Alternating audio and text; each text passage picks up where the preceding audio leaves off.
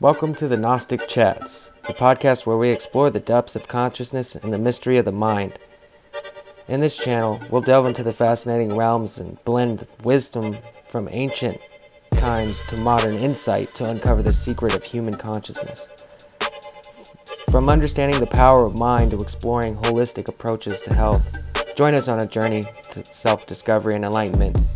Ready to expand your awareness and nourish your soul as we embark on an odyssey of wisdom and transformative conversations. Right, everybody, welcome back to another chat. We've got a wonderful guest here today named Kurt Kallenbach, Kurt R. Kallenbach. Yeah, there you go. And he is a fantastic mind that I had to get on to this platform to share out his message. He has changed my outlook and perspective of life with a simple little explanation of where I began. So with that, I'd like to introduce him and ask him, what is a zygote? Good morning. What is a zygote? The zygote, excuse me, is the origin of the species. Again, let me grab a cup of coffee. Sorry. Oh, you're fine. It's the origin of the species. When mom and dad lay together, whenever that was, dad dropped off some building materials at a job site. Those building materials were in the form of sperm, and the sperm carried 23 of dad's chromosomes to that job site. Mom already had, or mom will have, her own building materials, and that building materials is known as an ovum. And if those building materials, if any construction occurs with those building materials called fertilization, then the resulting product of that construction would be a zygote. The zygote is a single cell, but that zygote now has 46 chromosomes that are peerless or unique, and it's your entirety or your entire existence in one cell. So the zygote is the origin of the species known that we refer to as man. And from that moment, from that single cell to the man I'm talking to right now, the multi-trillion cell universe, man, that's all evolutionary. I call it evolutionary due process. So from a single cell to a multi-trillion cell supreme being, it's just evolutionary due process. So the whole thing for me is creation, i.e. fertilization, from fertilization to last breath. So fertilization's in the womb, last breath is out of the womb. From fertilization, last breath, I, for one, am all present and accounted for, meaning that from fertilization, from the single cell to this moment, I'm whole, W-H-O-L-E. So, and then the concept of whole is unbroken, faultless, innocent. All those things come with wholeness or integrity. So as long as I maintain integrity from fertilization to last breath, I'm innocent. And that's where the idea that innocence would require a grand jury indictment in order for me to end up in a court situation, which then would beg the question, well, if a grand jury indictment is required, for a supreme being or a whole man, why do we end up in all these weird court situations for speeding or DUI or whatever? It's because it's not a court. There's something else going on. So when you start asking the right questions and you understand fundamental reality or science, it all makes sense. There's no more confusion. There's no more confusion in the court system that you're subject to some weird jurisdiction when in fact the living supreme being is not subject to that fictional nonsense. Anyway. Yeah, Sorry. No, it's perfect. I was wondering, how long do you think that we've been aware of this type of thing? Like, it seems as though they have like the flower of life where there's like a representation of what looks like cells splitting, and how far back do you think this goes?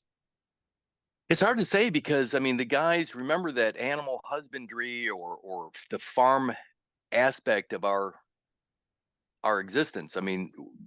Herding animals or shepherds, those guys knew more probably about farming or farm animals than we do today on certain levels. So that flower of life you were just talking about, which is a two-dimensional representation of, let's call it, the morula. when you look at a morula, which is a subdivision of cells within that singularity known as zygote, when that zygote starts to subdivide within itself, and all those cells are still inside that singularity, so to speak, that's a three-dimensional reality, whereas the flower of life would be a two-dimensional depiction of that morula. To answer your question, it seems to me like they've known this a really long time, but then they offered us around 6,000, let's call it, no, 2,000 years ago, they offer us a different story or a narrative, a religious narrative, to get us away from reality.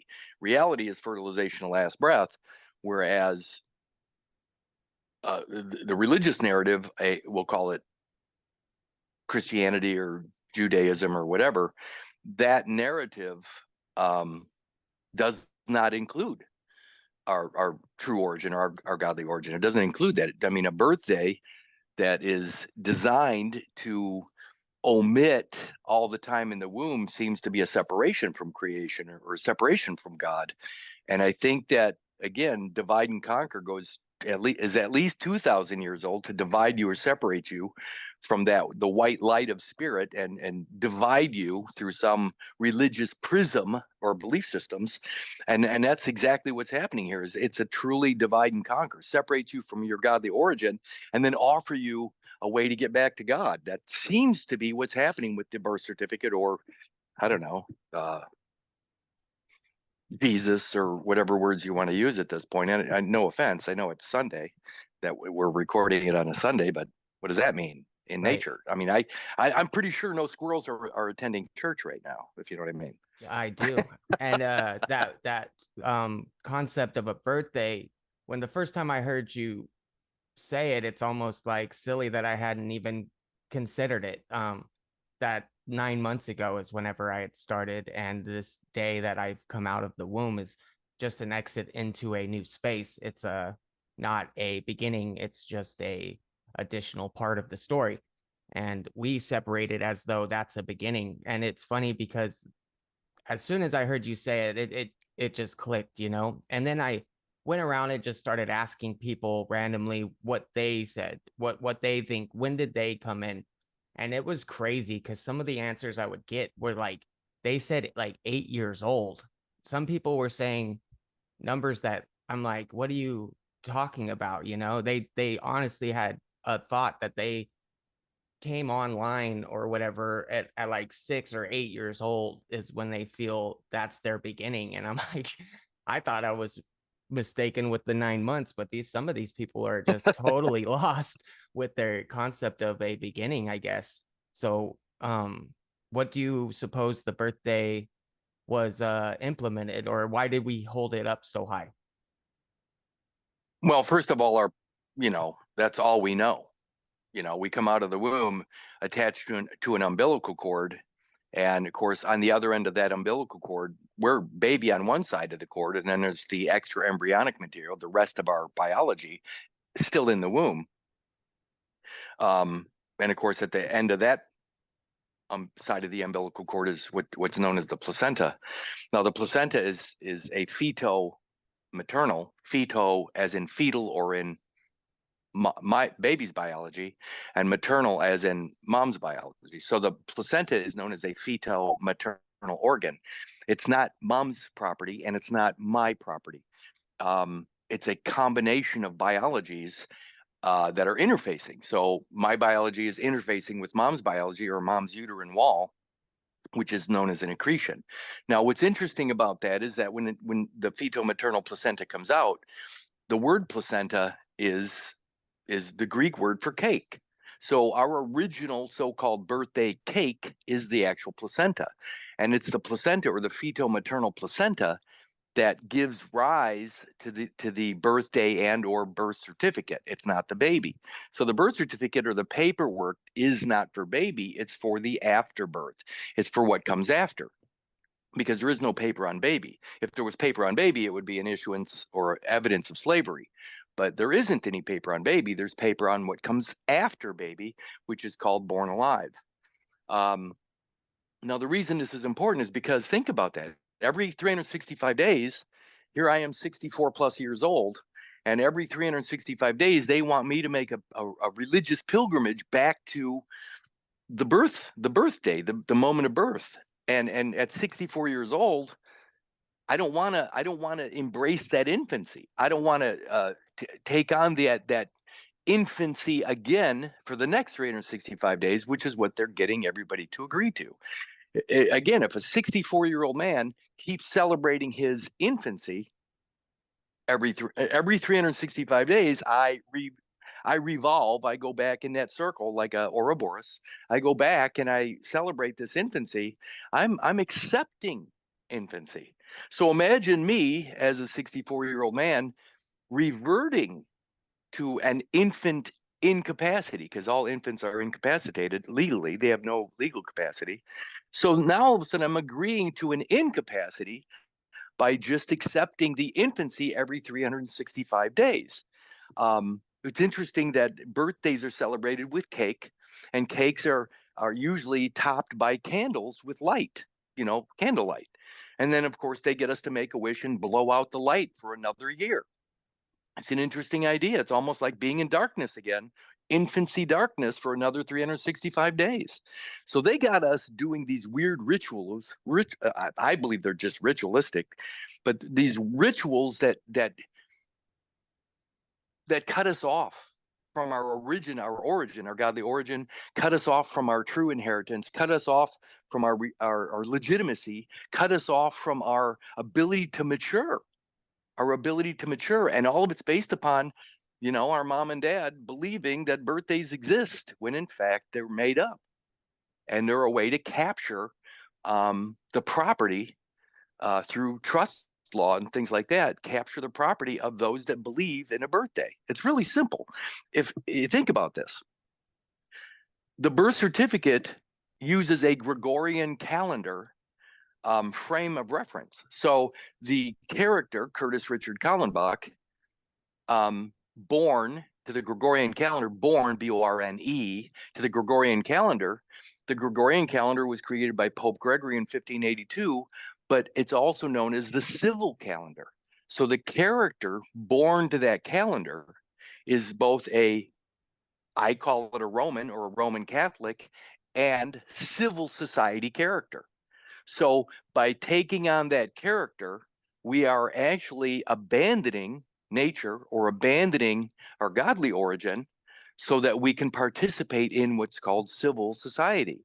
Well, civil society and civil law is for those with civil rights. They are not rights granted by creation or God. They're rights that are realistically privileges within a civil society. So I'm just saying that if you take on or adopt the birth certificated character rather than know your true godly origin going all the way back to fertilization, you're going to suffer that omission. You're going to suffer the omission of your true origin, because you're not going to have legitimacy with your father or your dad. You're not going to have access to your godly origin or your inheritance. You're not going to be ever moving beyond infancy, which is an incapacity legally. There's nothing good about a birthday. That's about it. There's just nothing good about a birthday. And then, I also call it a fig leaf, just so you know. okay. I mean, we come out naked, but what do? They take that biology that used to surround us or cover us in the womb, and they put that biology on deposit. And that biology on deposit used to cover us like clothing in the womb. And they take that biology and they do what? They issue a character. I call that a figure. It's a figure. It's a character. And the leaf itself is either what's called a folio or a page, which is also known as the birth certificate. So you got this fig leaf, which is the birth certificate, which is a character that we wear in the Roman public or out in the public. So we put on the clothing of this character, which is the fig leaf. And of course, all you have to do is go to definition of fig leaf and realize, hey, listen, that's original sin right there. We're actually announcing to the world that we're all sinners by using this fig leaf character, because we believe we're naked when in fact we're not. Yeah, it's interesting. It's almost as though you're given a costume, as you're saying, or some clothing to put on your cape or whatever to enter the civilization. Do you suppose that this was just something ingrained in us somewhere where we needed some type of check and balance or something? Or what do you think the idea of it is, just to keep people in the dark per se, just like the idea of blowing out the candle and then remaining in dark for the 365? Do you think it was just a means for control? What do you think? Yeah, I suppose so. It does seem though it does ring a bell of um people needing some type of thing to follow or worship, and then we we as a group find that thing, and then a smaller portion of that group finds a way to capitalize on it. Well, what's really weird about the Gregorian calendar birth certificated character is it has religious connections or connotations to it, like Christianity. So if the Gregorian calendar character evidences a religious persuasion, and that religion basically in its own way, the adherents to that, the believers of that, take basically a vow of poverty. Well, then everybody using a birth certificate or birth certificated character um, cannot own property. So all of their property would be held in a religious trust or some type of a trust, maybe a in God we trust. And therefore, they don't ever own their property because of the birth certificate. All their property, as devout followers of this particular religion, all their property is held in trust because vows of poverty, you don't own property. Now, of course, all property, owning property is where rights emanate from. If you own property, you have rights. If you don't own property, you don't have rights. If I don't own the bicycle, I have no rights over the bicycle. I can't ride it. It's not mine. If I don't have the substantial claim to that bike. Well, the same thing holds true with my biology. If I don't have the substantial claim to my biology, I'm not the owner. Or worse, if I share my biology with the public can place demands on my biology. Well, if the fetal maternal placenta, which is part my biology and part mom's, gets placed into a public trust by deposition or deposit, now all of a sudden the piece of me is of the public. It's of the public. I mean, I can go out my front door right now and open the gate and walk out into the public as a private man in the public. But if a piece of me was removed or cut off or taken away and placed in public trust, now I'm not in the public, I'm of the public. And biblically it says, to be in the world, but not of the world. I believe that the clamping and cutting of the umbilical cord and placing that material on deposit as the principal deposit to the public trust places me of the public. Now I'm not, there's no right to privacy. Plus my biology is held in trust, which means I don't own it.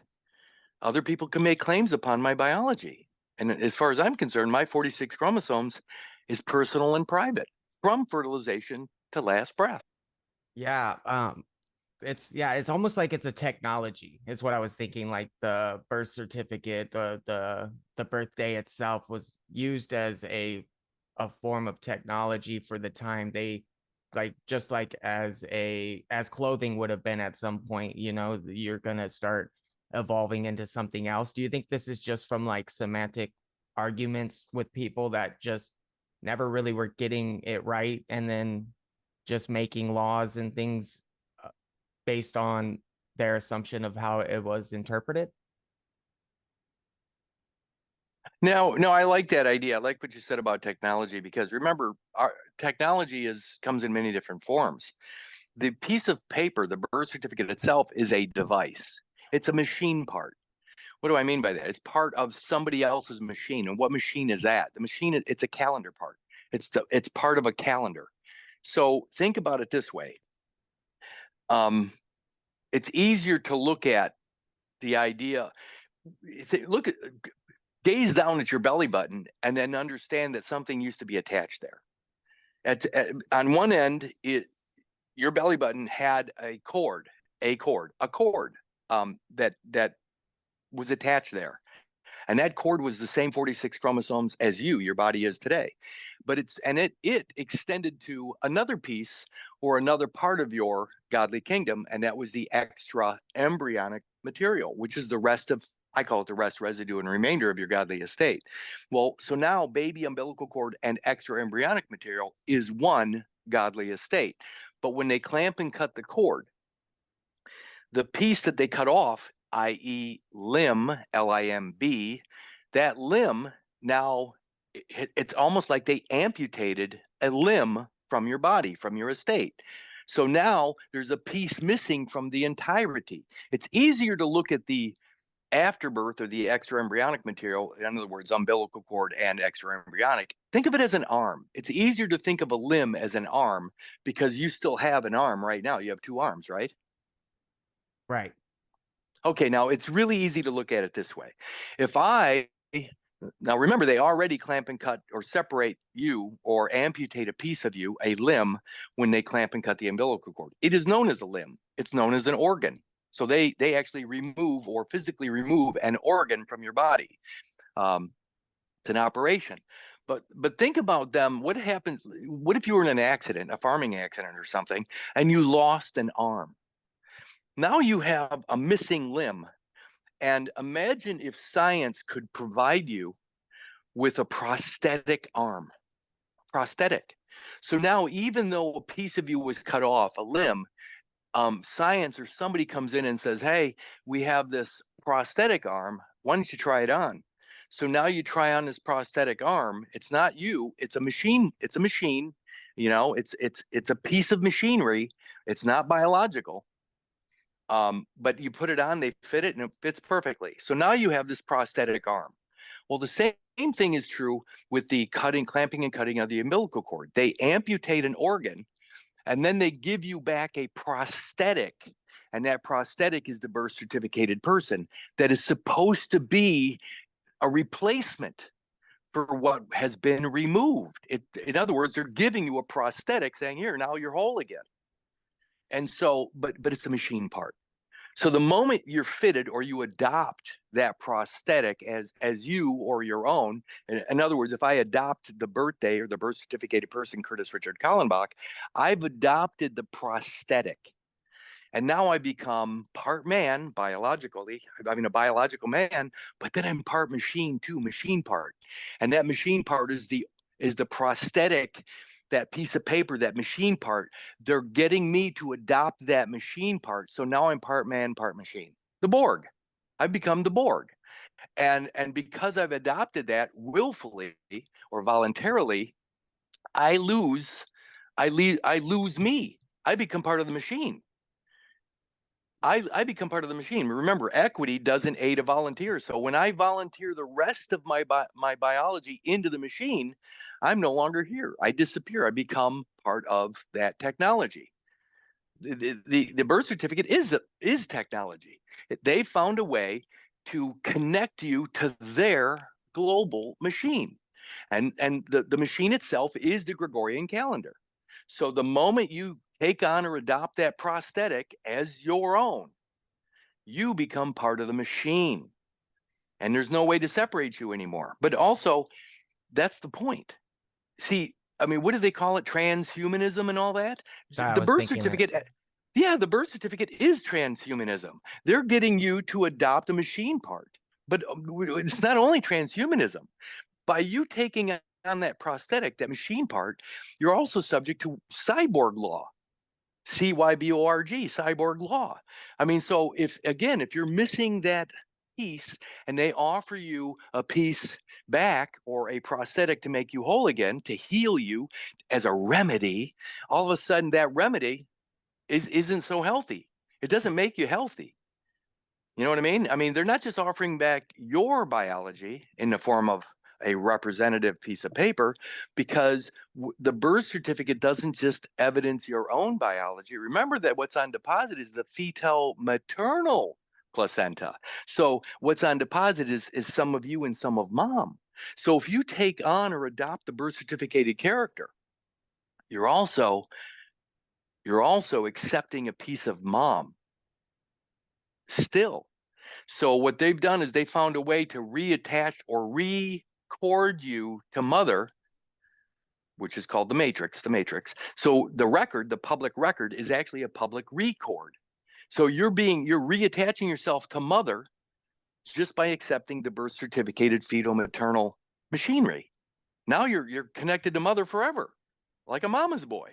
Right. And of course, if you're always connected to mother, you're always the infant. And if you're always the infant, you lack legal capacity. And if you lack legal capacity, you have to have a guardian or a regency or somebody watching over your kingly, godly estate until you become of age. But you never become of age because you keep celebrating a infant birthday every 365 days. So here's my last thing about this, because I know I get long-winded. How old are you? 36 now. Well, okay, so you're 36, and that includes the 9 months in the womb-ish? Yes. Okay, so 36. Imagine at 36 years old with your mature brain and your ability to think clearly, critically, right now. Think about that. You are a man that has mature capacity. But if you go and celebrate an infant birthday again, now you sink back to infancy and you lose your legal capacity. Now you require a bar member, or you know what I mean? Yeah. A bar association member to act as a medium or go-between, Somebody to because speak for you. Yeah, you're an infant. You're not in your 30s, moving towards your 40s. I'm not in my 60s. I'm an infant. I never move beyond 1 year old. I'm always stuck as an infant. So here's the worst part about it. Any men celebrating infancy or any men celebrating birthdays every 365 days are not men. They're infants. And if they're an infant, can they be a father? No way. There's no No. way. No, you can't. You can't be a husband. You can't be a father. You can't even be a man as long as you keep claiming infancy. That's why there are no men in America. That's why there are no men in the world, because we're too stupid to understand that we mature biologically from fertilization and last breath, but mentally we're incapacitated by claiming infancy every 365 days. Now there are no men. There's no men to protect the women. There are no men to protect their children. There are no men to protect their offspring. Yeah. While you were speaking, I was thinking how the idea of you aren't technically owning anything, and the transhuman idea, just I kept hearing Klaus saying you will own nothing and be happy, and it seems as though they've already accomplished that. The other thing I was thinking too was that basically they're making you a genetic modified organism, right? By doing that at the beginning, couldn't you consider that genetically modifying something? And that's incredible that you should see it that way, because that's true. Think about this. Genetic modification can happen both at the cellular level or at the DNA level. They can modify the DNA or do something, but it can be physically modified. So think about this. There's my kingdom, my sovereign kingdom that is created at fertilization as a single zygote, a single cell, at all of my biology, my entire kingdom in one cell. And then through evolutionary due process within that cell, within that kingdom, baby umbilical and extraembryonic material are formed. I try to keep it simple. I just say there's those pieces, even though there's trillions of cells.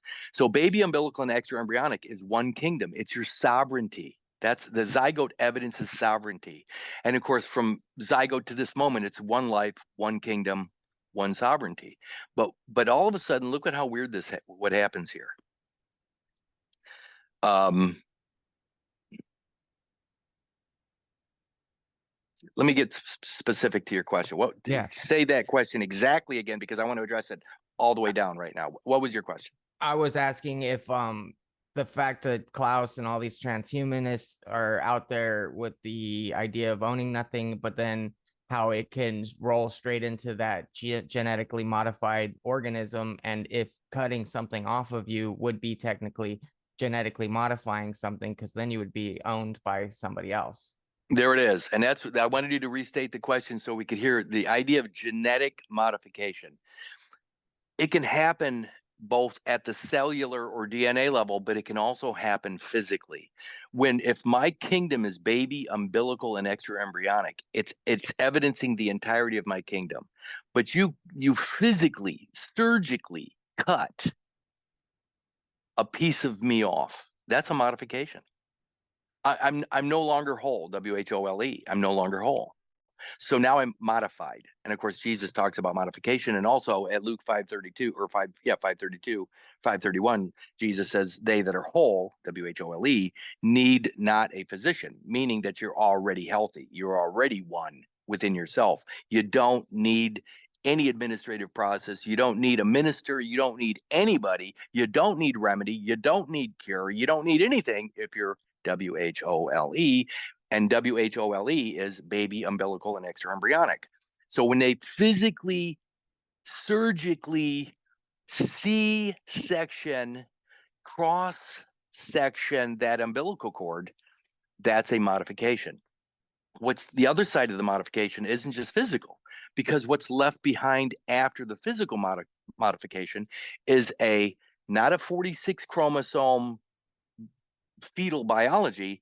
It is 46 chromosomes of mine and 46 chromosomes of mom in the placenta. So the fetal maternal placenta now that's left behind as human remains is a 92 chromosome chimera. So now you got this on deposit, this 92 chromosome chimera, which is genetically modifying my 46. So physically, the cutting is a physical modification. And then what's on deposit, the 92 chromosome organ or 92 chromosome composition of matter, that 92 chromosome Leviathan, or whatever words you want to use, is a GMO character.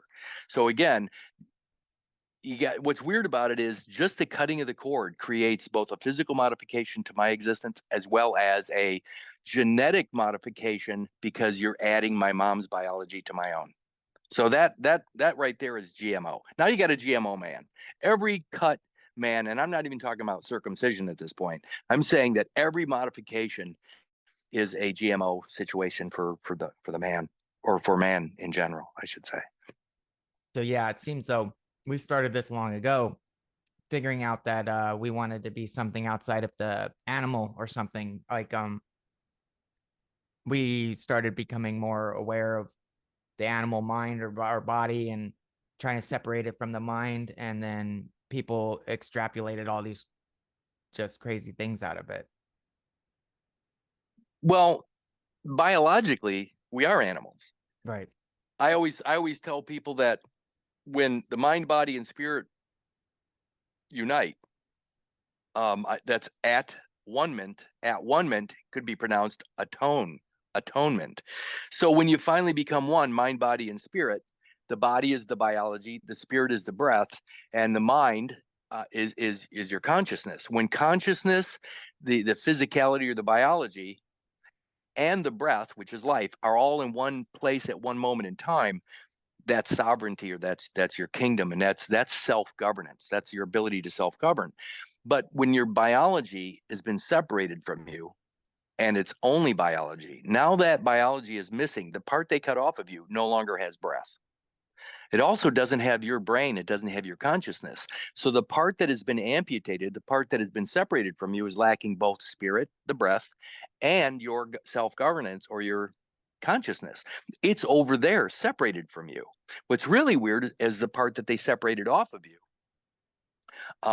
is spineless. It doesn't have the baby's spine. So even though it's the umbilical cord and the extraembryonic material, which is part of the whole man or the whole baby, or the whole godly estate, that piece, that jellyfish piece, doesn't have a spine, so it's considered spineless, like a coward. Now think about that. All of the laws, all of the things out there that are evidencing jellyfish or yellow, the color yellow, like quarantine, all of these things that are evidencing a coward or a spineless jellyfish type entity, well, that's the afterbirth material. What happens if they would have let it come out of mom as one unit, baby, umbilical, and extraembryonic? Well, the umbilical would have been still attached to the placenta or the extraembryonic material, but because the baby has a spine, all of your estate none of your estate would have been considered spineless or a coward. You see what I'm getting at? Yeah. So had they allowed a full delivery or an actual delivery to occur, a scientific delivery, where remember that if you just go to Webster's and look up delivery is a fetus and its membranes, which means all of you. But when they clamp and cut the cord, they don't deliver you. So there's a piece of you that is undelivered. So again, there is no delivery anymore. There is no such thing as a delivery if they clamp and cut the umbilical cord. You've been destroyed. The entirety has been destroyed. But the cool thing about it is knowing this. By having this knowledge, you can get back to your origin with the knowledge. Even though you're not trying to put your infancy, you're not trying to reattach anything. You just have to have the knowledge of your true godly origin. And then from that moment to this moment, you're considered whole, WHOLE, through that knowledge. Now, the alternative to your knowledge, by having knowledge of fertilization and last breath, the alternative, if you don't have knowledge, is faith. The only alternative, because remember, all the time in the womb is missing. It's all missing according to the birthday. The fiction begins outside the womb. The capital G Genesis, the narrative, the religious narrative, begins outside the womb. That's the capital G Genesis, and that's a religious narrative. Whereas the biological origin of man, or the origin of the species, is the lowercase. I call it little G Genesis, the loop-tail G Genesis, and that's the beginning of you and your godly estate. So people confuse Genesis, capital G Genesis, with lowercase or loop-tail G Genesis, which is the beginning of your actual substance or your existence. Narratives are stories. You can, if you choose the story, you're gone. You don't exist. But if you choose reality all the way back to fertilization, you get it all. Remember that. You get all of it. Mind, body, and spirit. You get all of it from fertilization and last breath. You are the owner of that biology, and not just some trustee, or requiring a fiduciary to operate your trust, your property that's held in trust. No, either if you're the owner, you have equity, and if you're not the owner, you don't have equity. If you're a shareholder, I'm sorry, but birthdays are, when somebody claims a birthday, they're actually omitting their equity. You're leaving behind all your equity, your godly equity. And what's really weird is the definition of equity is beautiful. It says justice according to natural law. That's it. That's what equity is. Justice according to natural law. And when does natural law begin? Does it begin with a birthday, a fictitious birthday, or does it begin at lowercase G Genesis, at fertilization? So that's what I'm saying, is that once we understand the truth, you have no enemies. If you lie and claim a birthday, now you've omitted your godly origin, and you are the one causing all the suffering in your own life. It's that simple. It seems like a lot, but what I'm really saying is I'm all present and accounted for from fertilization last breath, which means I'm omitting or leaving nothing on the table for somebody to discover or to lay claim to. Yeah. And one last thing about, reclaim, or here's what the really weird thing about that too, is that, for those people that are arguing and fighting, saying they're trying to get back to common law, again, this all plays into that, because common law doesn't recognize absolute ownership. That's the weird thing, is common law does not recognize absolute ownership. But don't you have absolute ownership over your biology from fertilization and last breath? So how can common law apply to a man that knows his godly origin? It can't. Common law doesn't recognize absolute ownership. So you give up your existence, your godly kingdom, even by using the common law, or claiming it. So it's one or the other. Super fascinating. I mean, it's like as I'm listening to you talk, it's like language, language is an art. They used to call it that in school. They now just say reading and writing, but it used to be considered an art. And I feel as though you use the words in an artistic fashion, like not knowing what the author means by the words, then you may not be relaying the correct message. So like some of the words you've used recently with like birth has two meanings, and it depends on which meaning that you're after to actually understand what their meaning, or the authorship, the authority was meaning by what they said when they said birth. Because birth can also mean, correct me if I'm wrong, but birth is where the ship comes to drop off the cargo. But a berth inside of a submarine or inside of a boat, a berth is sleeping quarters. It's your little hammock where you go to sleep. Oh. It's a berth. It's considered a berth. But that aside, look at how easy this is. If I talk about my story, and my story begins at fertilization, then and I'm present. I mean, when I say present, I mean today. I mean, what day was it when my mom and dad lay together? Today. Well, it was today. You know, it's simple. Yeah, that's the idea So, of the present moment, right? That's right. there's no separation. We conceptually separate it. Yeah, conceptually is a good words. But I mean, the idea is that if I'm present from fertilization, meaning that I exist from fertilization substantially, and I have knowledge of that godly origin or the origin of the species called fertilization, from that moment to this moment is the present. So I have always been present, all present and accounted for, meaning that I've accounted for even the time in the womb, even though that's considered supernatural or hidden from view. So I'm including all the time in the womb all the way to this moment, and that is all present and accounted for. But the presence means that my story is always present. My story is about being present. Well, what's his story? That's not my story. So again, if I'm the author of my own story, if I'm the author, then I determine context, I determine definitions, I determine everything as the author. But if I subject myself to his story, which is not my own, now I'm subjecting myself to the authority or the author of some other narrative or some other story. So again, what people don't realize is that history or his story and the present, my story, are mutually exclusive, meaning that I've never been in the past. I've never been in his story. I always joke with people saying, by asking questions like, what day was it, when you were sitting with the rest of your fifth grade classmates for that fifth grade class picture? What day was it? It was today. Right. So, I mean, so even when I look back at it, what day was it for me when I was there? It was today. I've never been anywhere except in the present moment. So what they're trying to get us to agree to is that we can time travel by using their Gregorian calendar character. When they say, the public school character Kurtis Kallenbach in fifth grade, they're going to say that's a historical record. Well, I've never been in history, so that can't be true. I am present all the time. It just seems like one long day, if you know what I mean. Yeah. One long present moment.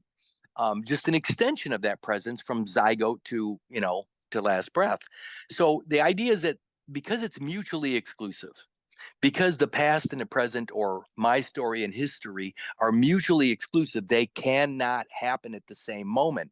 But they get us to agree to that weird time travel, the time travel device known as Gregorian calendar character.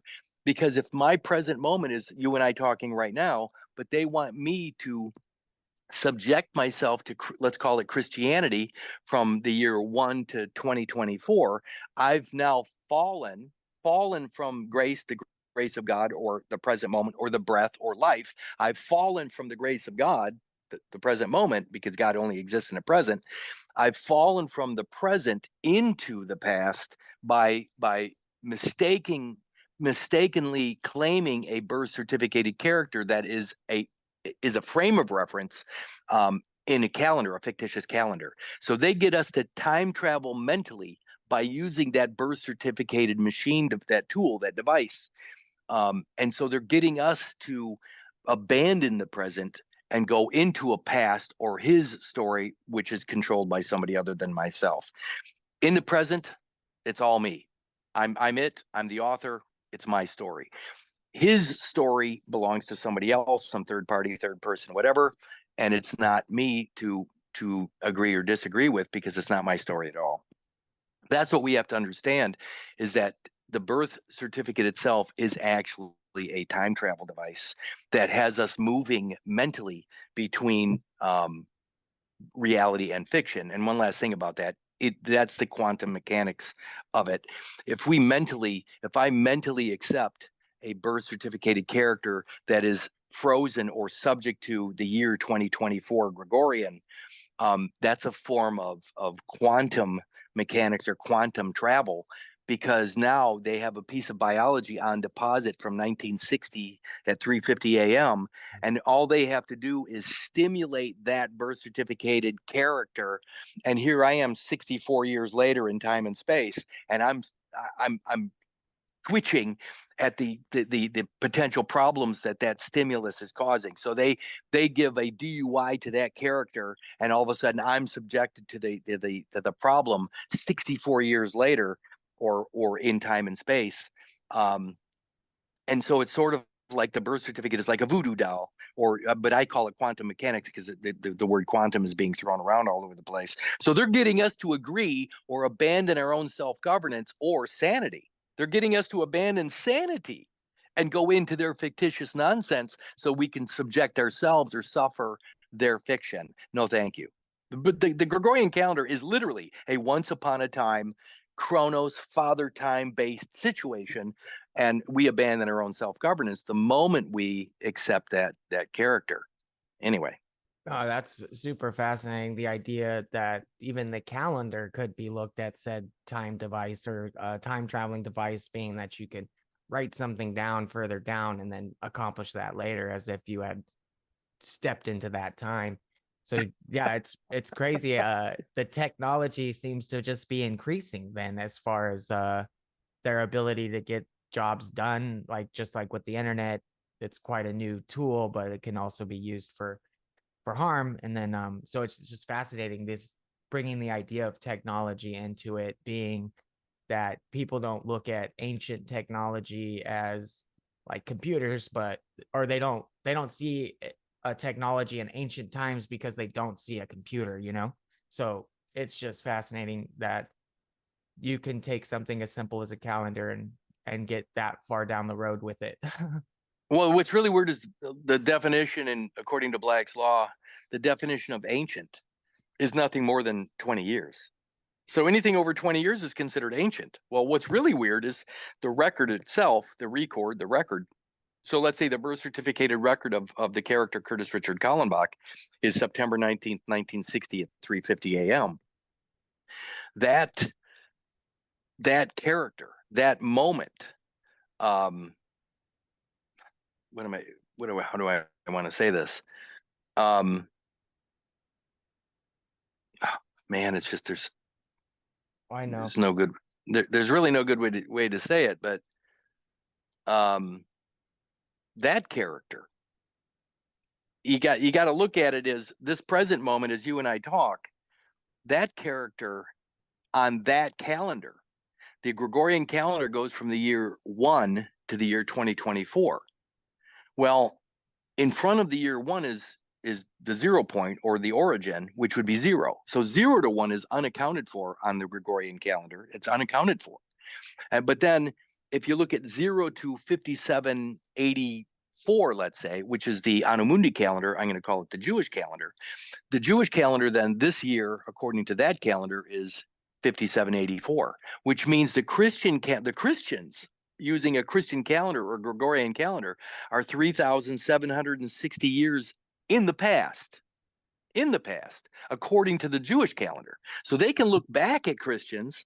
Now think about how weird this would be, let's say on a banking ledger. I mean, can you, how easy would it be, to control, we'll call it his story, if you're sitting in the year 5784 looking back at the people claiming 2024, how easy would it be to control those people believing it's 2024 when you're in 5784? I mean, you're almost 4,000 years in the future, according to the calendar. Well, even beyond the Jewish calendar or the Anno Mundi calendar is the Freemason calendar, which is about the year 6,000. So the Freemason calendar is, let's say, around 6,000. The Anno Mundi calendar, the Jewish calendar, is 5784. So that's a subset of the Freemason calendar. The Christian calendar is a subset of the Jewish calendar. And so they're controlling all these people with these ideas of calendar when nature doesn't give a shit about these fictitious timelines. What's really fun to think about, though, is that the public record, the record, I call it Chronos or Father Time, it begins at that the year one with the use of the Gregorian calendar birthday. But that is now the record or the record, the historical record. It's a historical record. But what is in front of history? If there's no time frame or reference in the womb, and it's not subject to what's happening on any calendar in the womb, then it's all prehistoric. Everything happening in the womb is prehistory or prehistoric. So all they have to do is get you to start thinking about his story, the historic record, which begins at, Gregorian calendar for the birth certificated character. But what about the time in the womb before the calendar? That's prehistoric. Prehistoric man. I mean, the zygote's prehistoric. So again, these are just words. To me, all of the changes from a single cell to the man talking to you right now, it includes a single cell entity. And then it's subdivided, I call it evolutionary due process. It evolves from creation to this moment, from that intelligent design, the intelligent design of the zygote to this moment. I call that where Darwin meets God. God is creation or fertilization, but then from that moment to this moment is all evolutionary process. So Darwin meets God is not a big deal for me, but most people just, when they hear Darwin, they always think of monkey to man. That's all they can think of, because that's what the church taught them. So again, the zygote, the human zygote, could never become anything but me in my case, or anything but you in your case. It's never going to turn into a monkey. That zygote can never be a monkey, even though it is evolution from that single cell to this moment. Hell, it's all generational. Every subdivision is a generation. How's that for thinking? We were taught that from my dad's generation to me. My dad was about 20 years old when I came out of the womb. He was about 20 years old when he dropped off building materials at a job site. But my point is that they get us to look at that, like the time, the difference between me and my dad. What they don't get you to understand is that every single cellular subdivision from a single cell to this moment, all of those are generations as well. So think about the trillions of generations that you've gone from a single cell to this moment. Now think the term generation, you'll have a different outlook. Like, how many generations away from that origin of the species are you? Well, it's one lifetime for us, Right. It's just one lifetime. And that's all of the Darwinian aspect, from a single cell to this moment. I had a little bit of a tail. I was in the swamp of mom's uterine wall. I crawled up out of the swamp and I came out of the waters of mother onto the shoreline or onto the land. I crawled around for a bit on that shoreline, and then eventually I stood upright, and eventually I'm walking along. If you can't picture that whole Darwinian, Yeah, swamp. it's like verbatim exactly how you the in the water to the single cell in the water evolves to a crawling outside into a walking, like it literally is a one for one.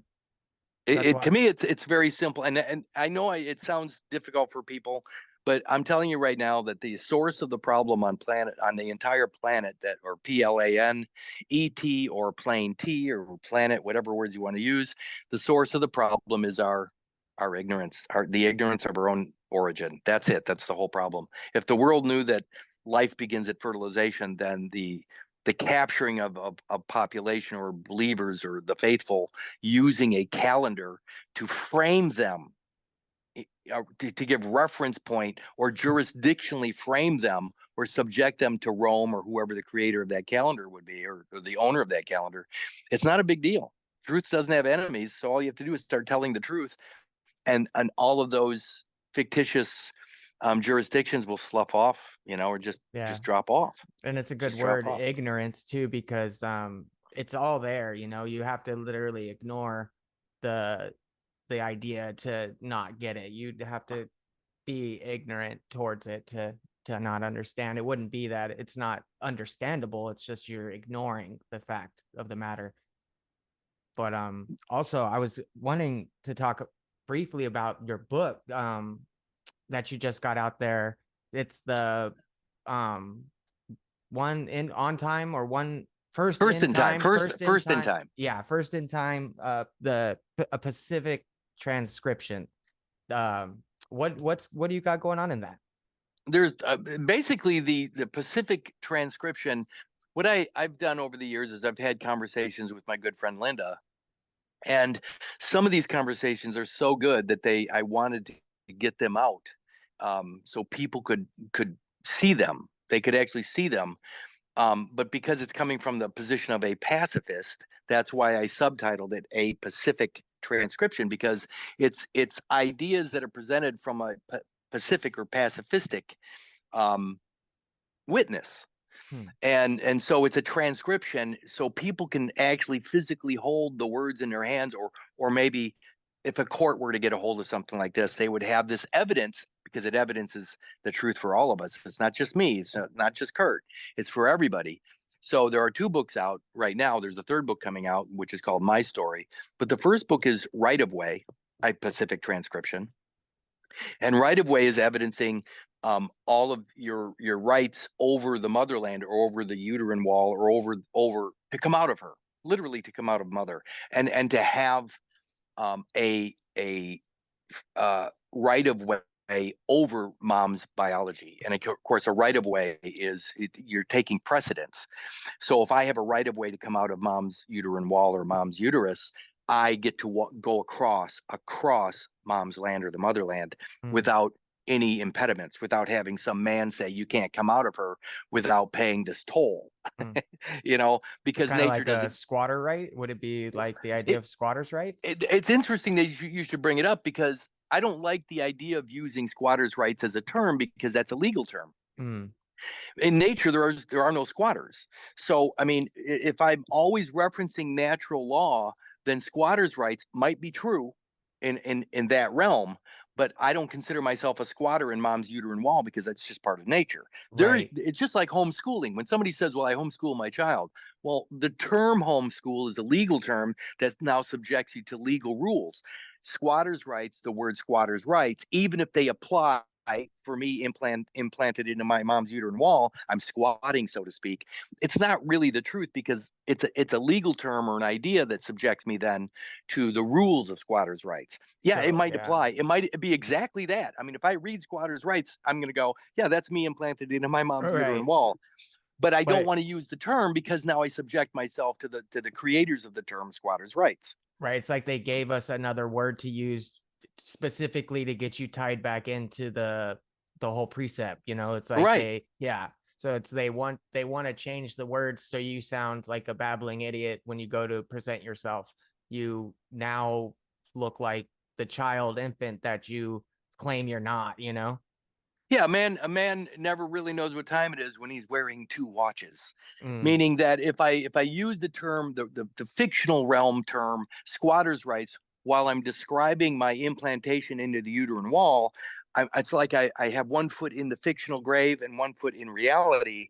I have to decide where I want to be. If I want to be in reality and shine and in the light of truth, I can't be using their terms unless I'm just showing them the parallel, or the idea that squatters' rights is exactly what implantation is, but I'm not going to use those terms and be subjected to the court system that would use it. But anyway, right of way, the idea is taking precedence over the motherland, because it's just me and mom. So I get to be in mom's uterine wall, and I also get to come out of her with no impediment, no legal fictitious impediment that says I need to pay a toll to come out of mother. It's just me and mom. So right of way is a book about your you taking precedence over all others. What's really weird about taking precedence through right of way, I'm just describing the first book, is if you were in my car and you and I, knowing what we know today, come up to an intersection, a 4-way stop. Well, if I have a right of way, I take precedence always. So when I get to that intersection, like a regal retinue, I get to go first every single time. It doesn't matter if I show up second, if I show up fourth. I take precedence. Everybody has to wait for me to go because of that right of way, that precedence.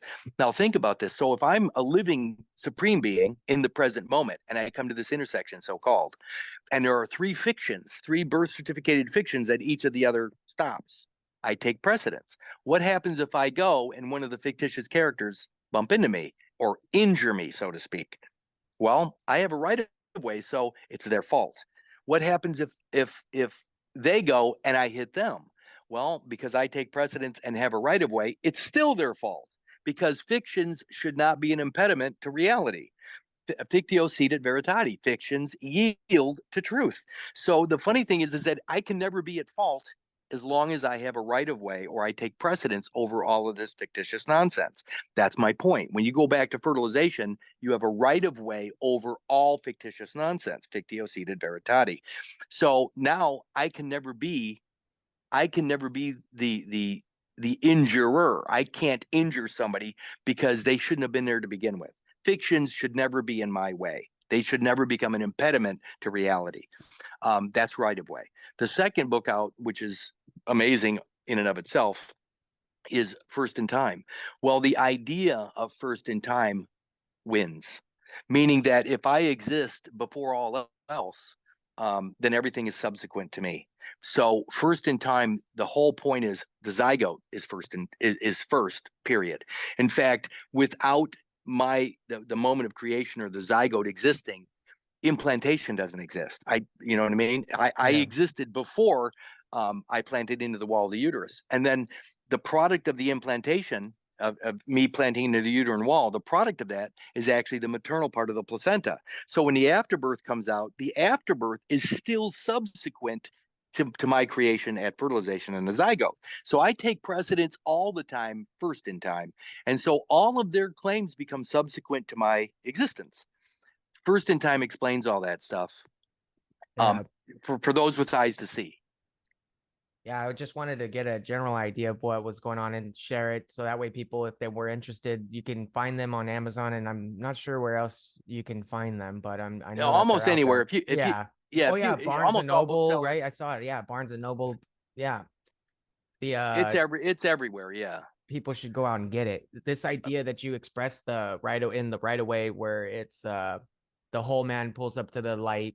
There's a bunch of people that are not whole. What happens though when two whole men pull up to that same light? Whose right away is that? Now you're talking about a tort. Now you're talking about a trespass or a tort or something like that. I mean, again, if you and I are someplace, the only way that we can move past each other, I mean, other than would be by agreement. Oh, right. Now that's a real agreement between living men, the handshake agreements where we look in each other's eyes and say, "No, you know what? Go ahead. I'm doing something else right now." That's.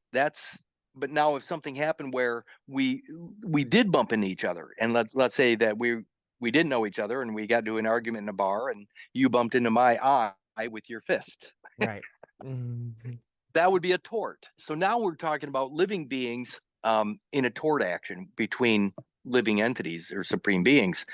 That's not the same thing. So that's a real crime then at that point. That's a real trespass. But now we're talking about something different where, again, if something like that happened, it would require a grand jury to indict the culprit, to indict somebody for that trespass or that crime. Otherwise, it's not a crime. So the idea is that when two people show up at an intersection, so to speak, normally it's pretty easy. I just say, "Nah, go ahead," or you say it to me, and we just go, and nothing ever happens. It's an agreement. You go first. But the interesting thing is, I mean, we don't ever hear about grand juries because grand juries are only for living beings. So we don't really hear. And I think that a grand jury was probably put together back in the 1930s that already ruled upon the birth certificated person. That's why birth certificated persons are subject to what's known as summary judgment. They're subject to summary judgment because there's no genuine issue. That's what they say. There's no genuine, i.e. living issue. There's only the decedent estate, and it's the birth certificated decedent estate that's already been adjudicated or judged. So when they discover a birthday or a birth certificated person, it's already been judged. So it doesn't require that grand jury. They can just tell you that you need to show up in court and pay this fine or whatever. You were speeding, you were drunk, you were this or you were that. That's all commerce. That's commerce. That's not a court. In fact, what's really weird is I don't use notes most of the time in my talks, but if you go to Black's Law and look up All Rise, the rising of the court. If you look up the rising of the court, when the bailiff comes out and says, all rise, that's the adjournment of the actual court for the day. So they're adjourning the court when the bailiff says all rise. So now what's happened? So if the court's adjourned, what's left there? Now they're dealing with night court or something entirely different. So after the bailiff says all rise, there's something else entirely going on, and they're dealing with the afterbirth uterine wall material, the lunatics. Remember that the uterine wall or mom's uterus is subject to and menses is all subject to the light of the moon or the moon cycles, the 28-day moon cycle. So everything that's a product of mom's uterus is actually a lunatic subject to the moon or the light of the moon. Well, the maternal part of mom's or of the placenta is actually created or subject to the light of the moon. So what when a birth certificated character is in play, it's the night court, meaning the light of the moon is in play, and that's because mom's accretion or the uterine wall part of the placenta is in play. Otherwise, you're out in the light of day. Then that's a real court. What's happening in those other situations is not court at all. It's commerce or lunacy, for lunatics. What a way to begin or to end court is all rise, right? Because they're doing, it's a seance, right? They're basically starting a seance and bringing all the dead members back to life to be there for a little bit or something along those lines. Right, to sacrifice them again. I mean, you can think of it as a seance, but realistically, all you have to do is look up the idea of the word medium, a medium. Of course, that's isn't it a medium, a middleman or a go-between between the worlds of the dead and the living? Well, that's what the Bar Association is. They're the middlemen that are put in place to reconnect or to bridge the gap between the decedent estate, the cut material, and the living being. And that's what their job is as administrators, is to make you whole again for that moment, only to be sacrificed, through your inadvertence or your willingness to be sacrificed for the greater good. That's all that is. It's just, we don't know what's actually happening in there, but let the buyer beware, caveat emptor. Let the buyer beware. You go in there, and if you buy into that story or that narrative, you're going to suffer. If you don't buy into it, you wouldn't be in that courtroom to begin with. Yeah, and then you have the crossover and parallel with the judge, what he wears and what the guy that's delivering the sermon, right? They dress oddly the same. Well, yeah, it's basically a priesthood that and again, it doesn't matter to me because I prefer not to participate in any of the fictitious nonsense or the original sin, so to speak. I'd rather just side with creation, side with nature, and stick with equity, because equity, by definition, is justice according to natural law. Again, natural law begins at fertilization.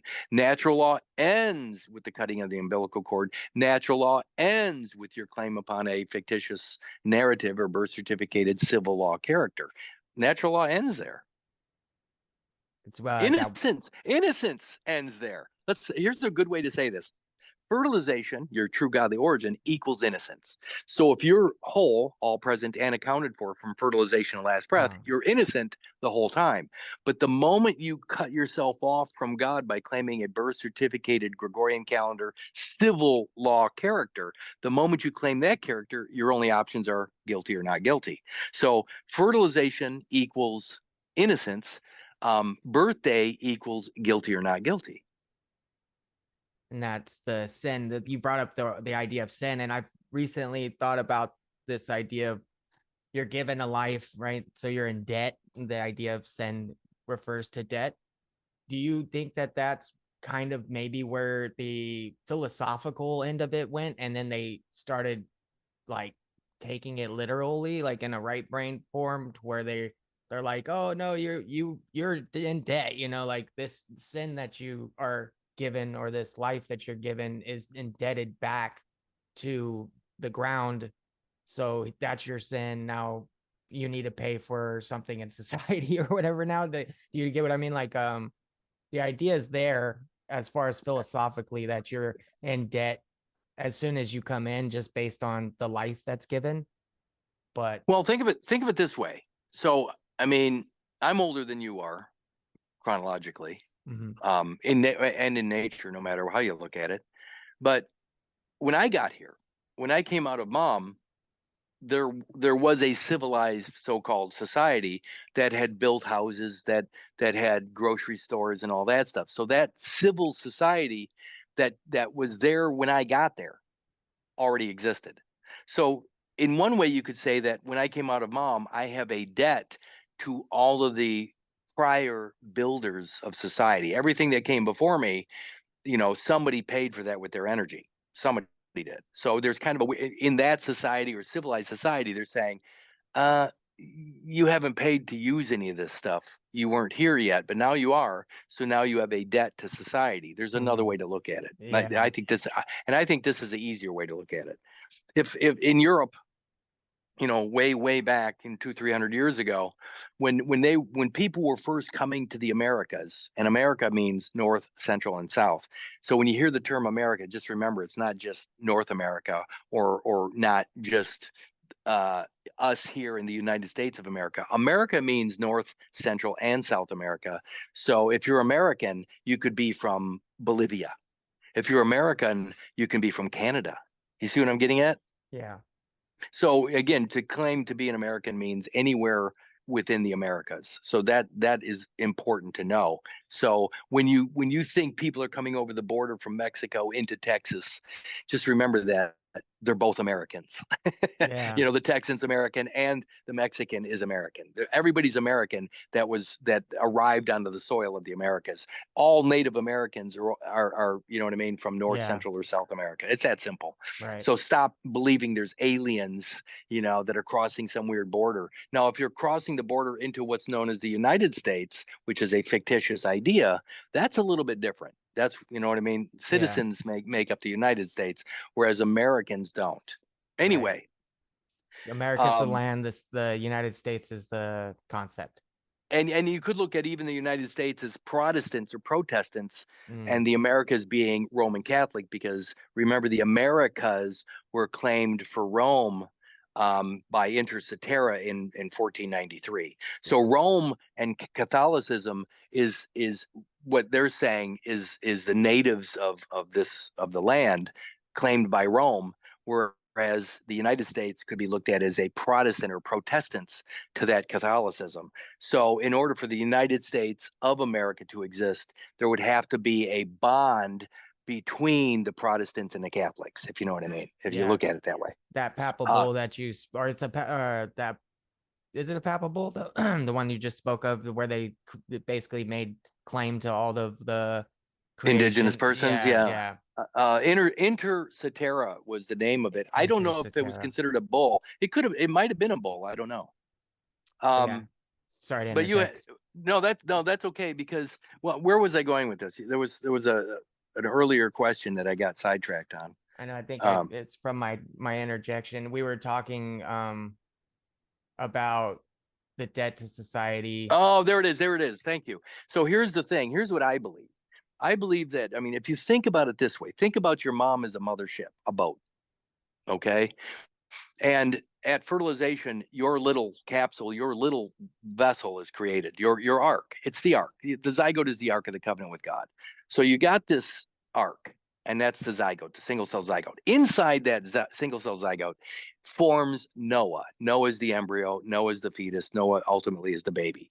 So your boat, the zygote, and Noah is one and the same. Noah and his ark is the zygote and you inside of it. Now, what's really weird is when you plant into the wall of the uterus, now you've planted into a mothership that is doing what? Carrying you to the new world beyond the womb. So where were you before fertilization? Where were you before the zygote? I don't know. I don't know where I was. But then the zygote's created. The celestial body known as zygote, my kingdom, whatever, my sovereignty is the zygote. Now I have a place for my spirit to land. When that zygotic material lands into the uterine wall, that's like landing on Earth, into the wall of the motherland. So now I land there. But then what happens over the next, I don't know, 275 days is that my mom carries me and my little ark all the way to the new world, which is outside of her vagina. So when I come out of mom as baby, my boat, the ark, is still on her uterine wall. But my point is that did I ever pay for the trip here? Think of me as a stowaway on a boat from England to the Americas. If there was a boat coming here, I would have to either work out an agreement with the boat owner, the ship owner, to indenture myself to somebody over here. Somebody has to pay the bill. Somebody has to pay for my travel, right? So, because the boat owner is not going to give me free space on his boat or her boat, so I have to work out some agreement for somebody to pay for me to come to the Americas or the New World. Well, I think that's more like what this is. I think somebody is laying claim to the Mother Earth or the maternal part, or mom, so to speak. And they're saying that mom is a boat that carries me to the new world, and that I am nothing more than a stowaway. You know what I mean? In her, I've hidden myself in her in a birth, and then once I get to the new world, I have to pay for that trip here. Somebody's saying you got to pay whoever has laid claim to that mothership or that idea. I'm indebted to somebody for that trip from nowhere to now here. In nature, that's not a true statement, because to me, from fertilization to this moment is nothing more than evolutionary due process. But when they clamp and cut the cord, what they do is they leave my boat back there in her. And they're saying that now there's two separate positions. There's that boat, which is now separate from me, and then there's me out on the land. Me, the baby, out on the land, become an indigenous person or a native to that land. But the boat that got me here is the Ark of the Covenant with God, or we'll call it Christianity. So now you got these separate positions. You got the Christian boat, and you have the savage or the indigenous heathen non-Christian on the land. The boat, which is a derelict vessel on mom's uterine wall island, is a derelict vessel, meaning that it's looked at as a shipwreck or a wreckage that needs to be salvaged by somebody, a salvage operation. So that boat needs to be salvaged. And then, of course, the indigenous heathen on the land needs salvation. So when they got everybody to clamor for separation of church and state, they were able to separate those two positions physically with the cutting of the umbilical, which gave rise to a birth certificated character evidencing the Christian, because that's the boat that's left behind. That's the human remains devoid of, or that's missing Noah. Noah's out on the land somewhere, but his boat is back there on Mount Ararat or something in their narrative. Right. And it's that's fascinating with the Noah's Ark thing. Isn't it around 280 days for him exiting the Ark or something around there? Well, and again, think about that. If you look at the analogies, if you look at the stories around the biology, it all makes perfect sense. I don't have any problem with the Bible. I'm not religious at all. But when I look at the Bible, when I look at what's being told in the Bible, I mean, it's pretty amazing that it lines up directly with biology. Yeah. So I look at it a little bit different. Yeah, the two of every animal, two of every thing that you've got on your body. It's just totally fascinating how. But I mean, even the two animals that of the ark, I mean, the creation of the ark, which took two different bloodlines or lines, right, or vines. It took the vine of my father and the vine of my mother. So the product of those two vines, divine, two vines, divinity, the product of that divinity is the zygote itself, the 46 chromosome zygote evidences my divinity between those two lines. But remember that the animals, our biology is an animal. It is animalistic. So if my mom and dad and their moms and dads and my grandparents and their grandparents, and that's two animals that give rise to the arc or the archive of my genetic material. So my zygote evidences those two lines all the way back, just like 2 by 2. Now, it only gives rise to the animal biology. That's the problem. The animal biology is not what they're talking about. When I'm self-governing, when I'm civil with my neighbor, they're calling that civility Christianity. So in order for me to be civil with my neighbor, so to speak, they're saying that the only way I can be civil is if I have a Christian consciousness or Christianity in my heart or whatever. Again, that's not natural. That's not nature. They're saying that they need to get you back to or convert the native to Christianity in order to make you whole again. So their entire system is predicated upon this conversion of the baby native on the land to Christianity to become whole again or one with God. What is that called? That's called what?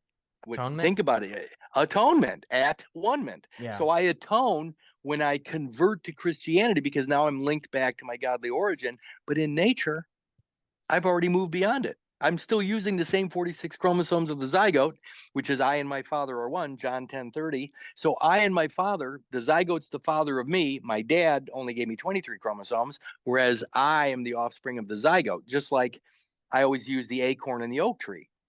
The acorn's the zygote, and the oak tree is the fruit or the product of that zygote. Well, the baby is the product or the fruit of the zygote or the acorn.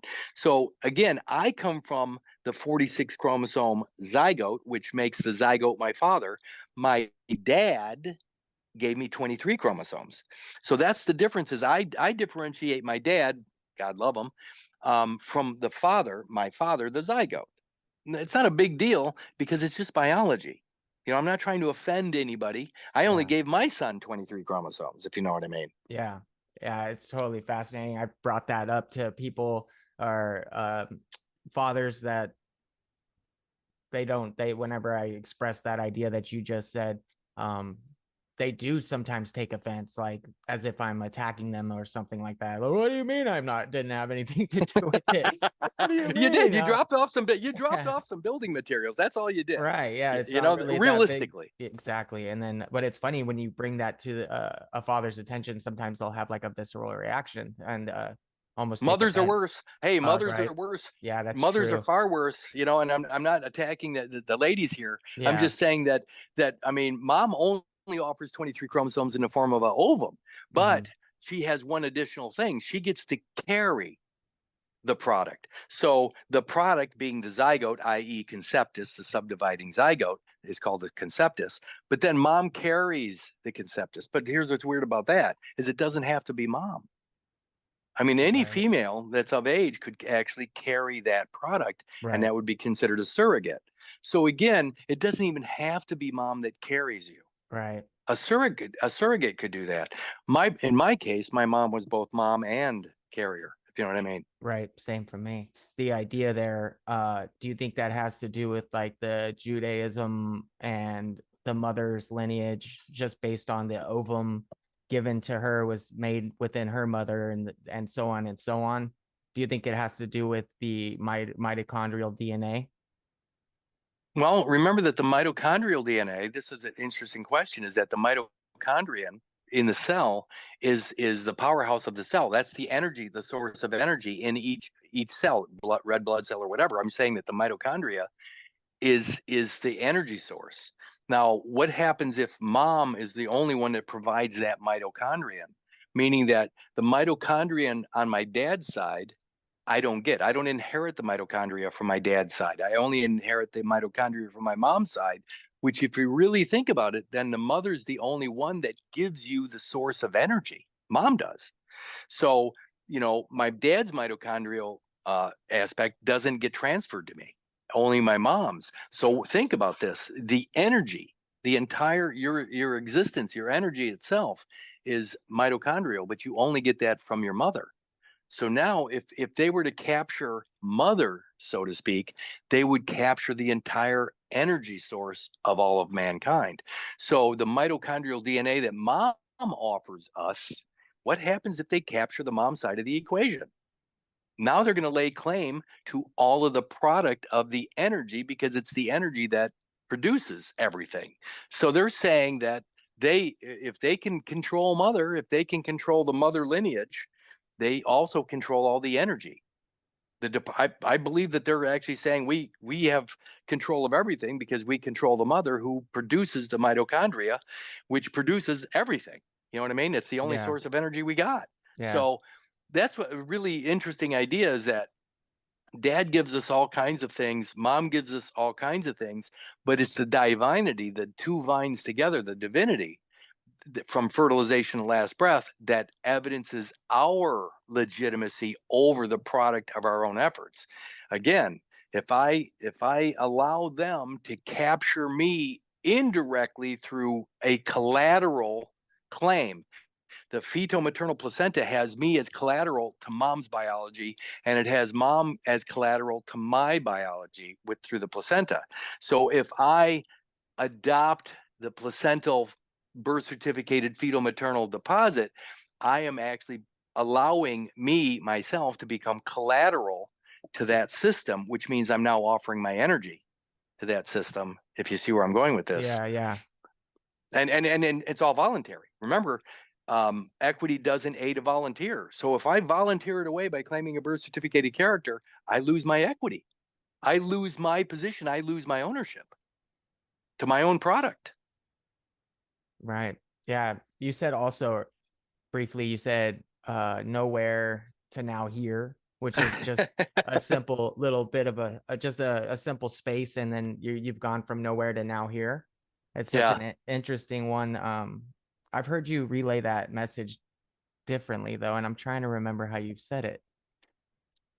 Well, remember that nowhere is non-presence. If I'm not here, I'm nowhere.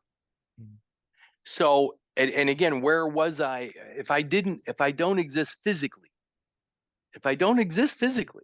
I can't be here now, because it requires a physical presence, a substance to be in a physical realm. I have to have substance in order to exist. If I don't exist, if I'm only on paper, or only an idea or ideal, then I don't exist substantially. I have no substance. I'm not here. And that's kind of what they got us to agree to when they got us to agree to a birth certificated narrative, is we abandon our substance, our own biology, and we take on a birth certificated character in place of that existence. Now all of our energy goes into the "in God we trust." And so they're actually managing our energy through our own misgivings, our own claims. They're not taking anything from us. We're giving it all away. There is nothing that they are doing to us that we aren't doing to ourselves first. Right. And So that ties into the age of consent. Would you say that that would be tied into that concept of when we don't recognize it to a certain age, then you're just giving your tacit consent? well, there's a problem with consent anyway. A couple of ways to look at it. Number one is the emergency doctrine says that when there's an emergency, that consent is implied.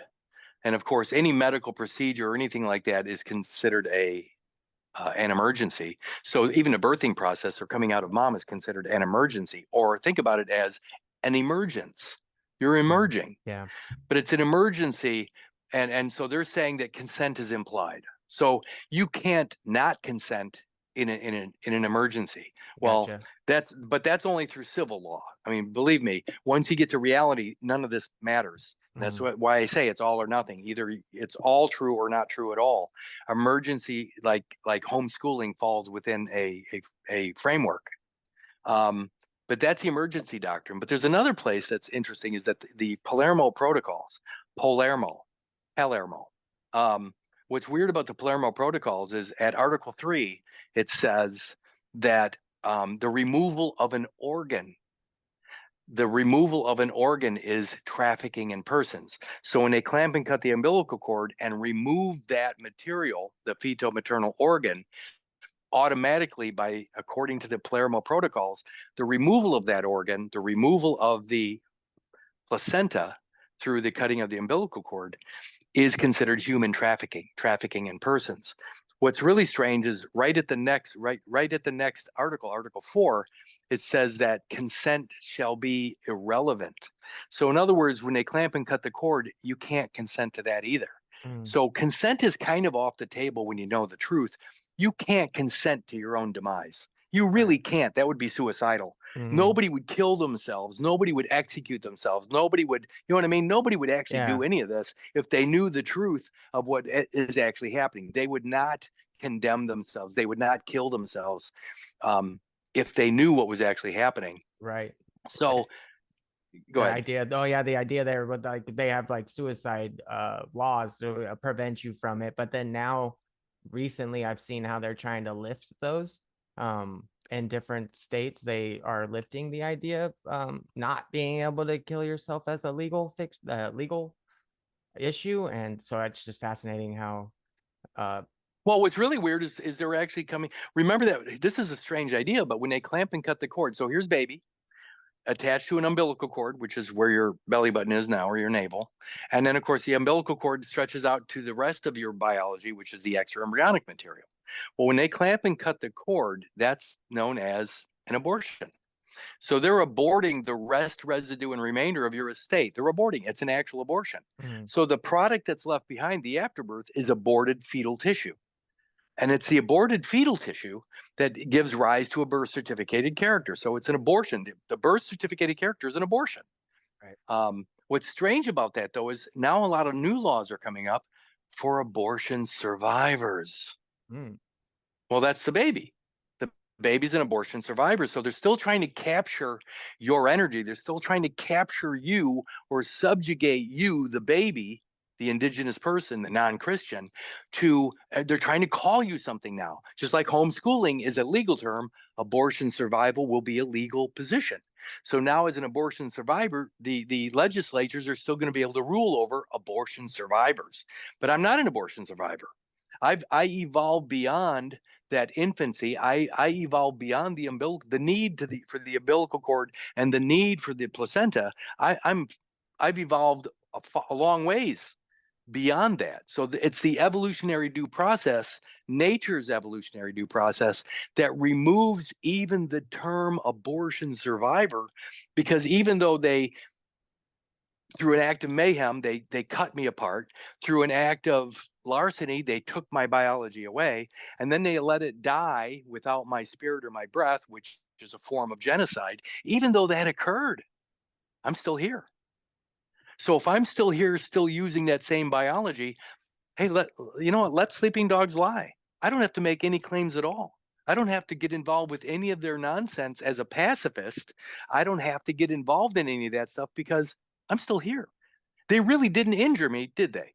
I mean, if I'm still here today, did they really do anything to me? No. Yeah, no. They need me to make a claim of injury in order to get into that system. They need me to claim the birthday so that they have some work to do, so that the Bar Association has some work to do. If I don't make any claims, I'm just here. What people don't realize is that by claiming a birthday, it comes with all of those strings. It comes with all of that stuff. And of course, if you make any claim whatsoever, the burden of proof is on you. If they make a claim, if they say, well, when's your birthday? I mean, when I hear somebody even ask me, hey, when's your birthday? Hey, that's a presumption. I mean, so now you're presuming I have a birthday. Right. And if you're presuming I have a birthday, it's a form of claim on your end. And if you're claiming I have a birthday, then the burden of proof is on you to prove I have a birthday. What people don't realize is they need to understand that if they make the claim, they're the ones that they're causing the problem. Yeah, because they're subscribing to it, right? They're on their own will subscribing to the idea, and then not just that, but ensuring that you do too. Like It's like the Agent Smith in the Matrix. He's out there making sure it's all running smoothly. And then when he runs across somebody that says something like you, where you're like, whoa, when would you say that was? Or does a birthday even truly exist? They just shut down, and then some other faculty kicks in to protect their worldview. Well, I liked the idea of the Matrix, because most people think of this realm as being like holographic or whatever. It isn't. The world of substance is real. I mean, when that hammer hits your thumb, you're going to scream. Now, it's not going to pass through your thumb. Kurt, this is all a hologram. None of it's real. Bullshit. It's all real. So the whole idea is the Matrix itself, the movie itself, is an idea. All it is the word matrix means mother. So again, if the fetal maternal placenta evidences your own claim, then you're still attached to mother. You're still attached to the matrix through that record or record. You're recording yourself. You're attaching yourself to mother or the matrix through the birth certificated claim.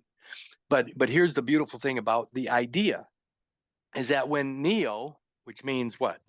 New? One. So the idea that when Neo holds up his hand and the bullets all fall to the ground, most people think that they're real bullets that are falling to the ground. It's all that is evidence that whatever's happening in the fictitious realm can't hurt you. That's all it's saying, is that it's not like when you come out of the matrix, so to speak, in your head, that bullets can't kill you. Oh, bullets can always kill you. But in that movie, what they're showing is that when the more aware of reality, the more Neo figures out, the less the fiction applies to him. So when he finally pulls himself together, atonement, when he finally atones, so to speak, then all the things that can hurt him in the fiction can't hurt him at all. So if a fictitious character is firing a fictitious weapon that has fictitious bullets, the fiction can't hurt you anymore. Fictio sedet veritatis, fictions yield to truth. So when you finally wake up to the truth, then none of the fictitious fears, none of the threats of the fiction can harm you. That's all that's showing. It's not saying that you can stop bullets when you finally wake up. No, you can't. Bullets are going to kill you, but fictions can't harm you. That's the point. He's just holding up his hand saying, nah, no thanks. And the bullets stop because the fiction stops. That's all that's doing. He's not stopping bullets because he has this weird magic, or he's in control of the ether now. That's all bullshit. That's somebody's wish that they could use the patriot nonsense. I mean, I don't know how many places I know that are offering, to come out of the matrix, exit the matrix. I'm not in the matrix. I haven't been in my mom's womb for more than 64 years. I've been out of the matrix, my mom's womb, for more than 64 years. So I exited the matrix the moment I came out of her. Yeah. Neo too, at the beginning, right? He's as if those patriots are where he's trying to dodge all the bullets, he's like trying to do all this shit that he doesn't even need to do in reality. And then at the end he realizes, like it's nonsense, stop it. My favorite part of the movie at the very end, when he looks up and then it looks like he flies. Up, off. All he's doing is leaving the XY axis. I mean, if you take that birth certificated character, and if you have a birth certificate at your house and you put it on a kitchen table right now, and you're looking down at it, the paper itself is an XY axis. It's a plane of existence. And the character, in my case, let's say the name Kurtis Richard Kallenbach, is on that XY axis piece of paper. Well, if I've ascended beyond the paper or off the paper, I'm above it. So I'm looking down at the paper, which already evidences my ascension. I already recognize that that's a piece of paper and I'm here. I'm not the paper, I'm here. So I've already ascended beyond the paper. Well, that's what he's doing at the end of that movie, with great music, I may add, is he's leaping, he's ascending off of the XY axis page, which is that world that we think that's all fiction. He's just ascending off the page. He's going up off the page into the Z axis. That's consciousness. He's just becoming conscious when he leaves that unconscious XY axis flat plane realm, the fictitious realm. He's just leaving it. He's becoming conscious. So he's up off that world or off that page. So yeah, it's the communion, right? Like between the two there, or maybe not the two, but it's like communication, same way Superman jumped inside the telephone booth to become super. He just was communicating with his divinity, right? Yeah, see, that's all it is all of your superpowers or all of your authority. Let's just call it authorship or your authority. That's what Superman is. Superman's tapping into his authorship. That's all he's doing. When I go back to fertilization, I'm the author. So I'm Superman. I mean, if you look at me versus fictitious character, I have all this power over the fiction. I have all the power. Fictions do nothing. Fictions don't even exist except in the mind. You know what I mean? Yes. So if I walk into a library with all the books in the world, I mean, there isn't a single book in there that can actually threaten me, the living man, the supreme being. There's no book on any shelf anywhere that can actually threaten me unless I believe it, unless I allow that book to capture me within its ideas or ideals. That becomes a jurisdictional problem. Now all of a sudden I'm in his story or in his work versus my own story. When I am the author of my own life, from fertilization to last breath, every book in that library is just a book on a shelf. There is no threat. Hell, I mean, if you're too young to remember, but there was a TV show back in the 70s, late 60s, early 70s, called Hawaii Five-0. And there was the famous line in that was, "Book 'em, Dano, book 'em." That's to put you into the ledger, into the commercial ledger, to be booked. And that's all they're talking about here is as long as I'm existing three-dimensionally from fertilization to last breath, they can't enter me into that ledger. Now I'm not subject to any of the commercial jurisdictions from the minds of men.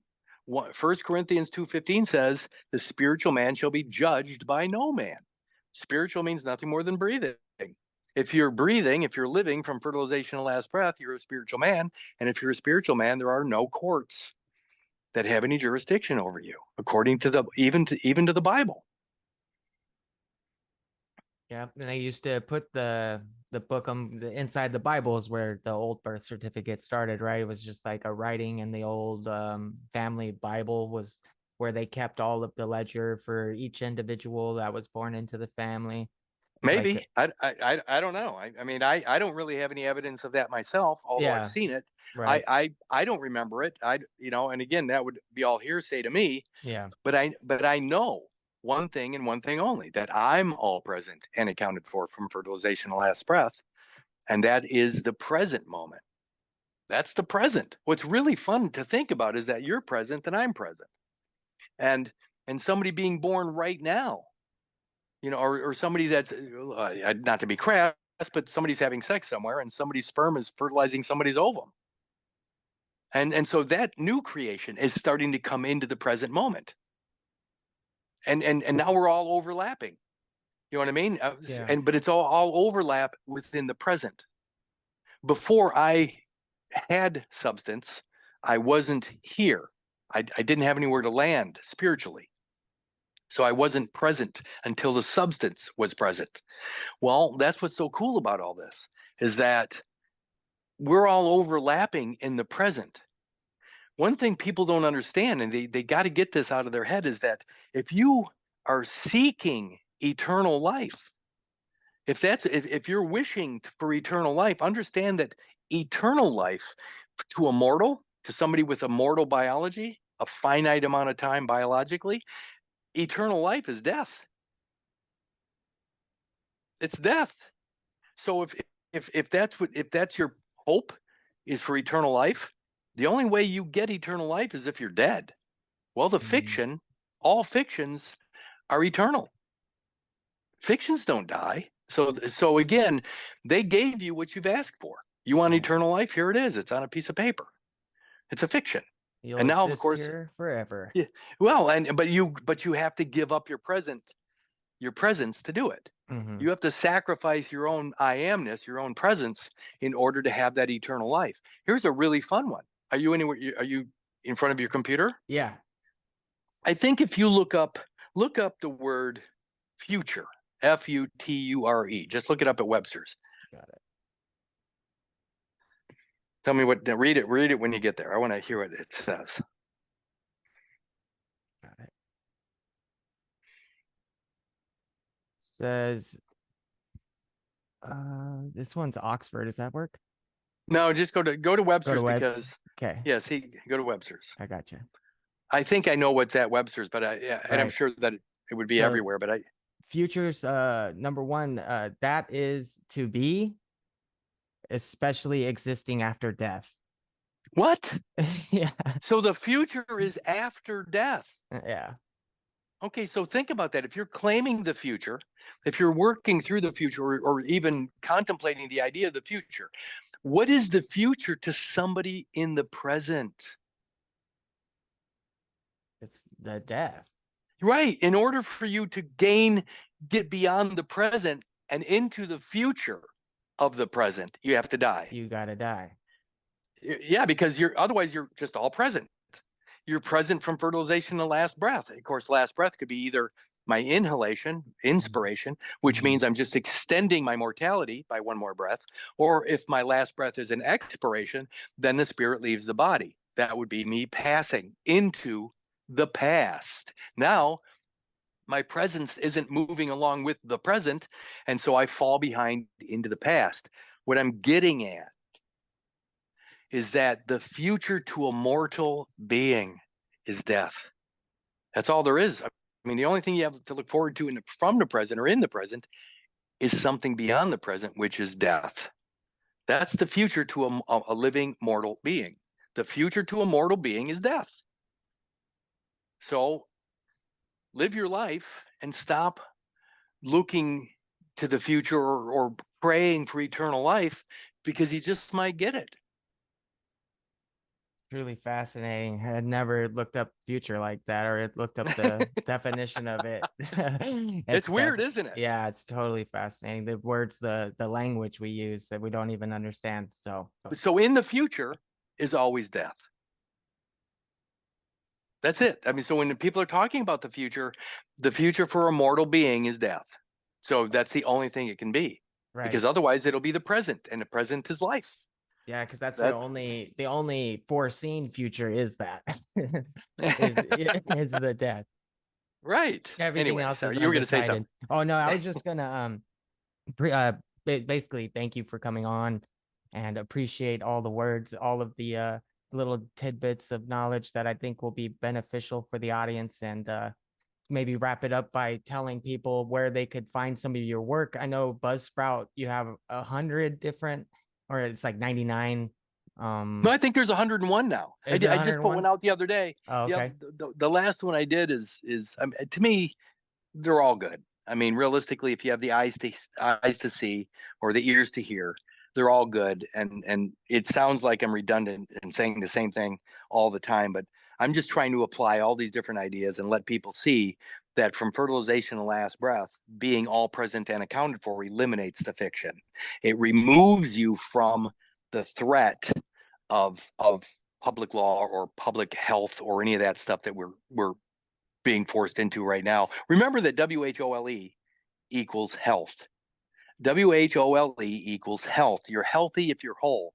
If you're cut apart, if there's a piece missing, you're considered diseased, requiring public health applications. So yeah, if the books right now, there's a third book coming out that's called My Story. It'll be out before the first of next year.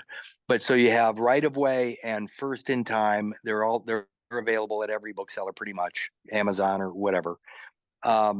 The best place to start your journey with these ideas, or I'm going to just say the truth, is to go to that Buzzsprout link, and maybe you can put that link in the description, the call notes or something. I'll definitely put it in the description so people will be able to find it. It's called New Word Order, and which is fantastic because it's all about the language. And yeah, truly fascinating talks that he has. If you guys have not been over, you should definitely. Some of them are, most of them are over 2 hours, some are over 3, so it's a lot of content to to go and digest, but it's well worth the time. If you've got the appetite for this type of thing, then I would definitely recommend to go and check it out. All right. Well, thank you. It's always fun. And if you want to do it again, let me know. I will. I And definitely and want to have another talk. one last thing is that I have created what's known as a private member association, which is the Society of the Sojourner. It's actually is for those people that come to this knowledge and want to extricate themselves, or get around other people that know the truth or want to stand in the light of truth. It's not like any other PMA.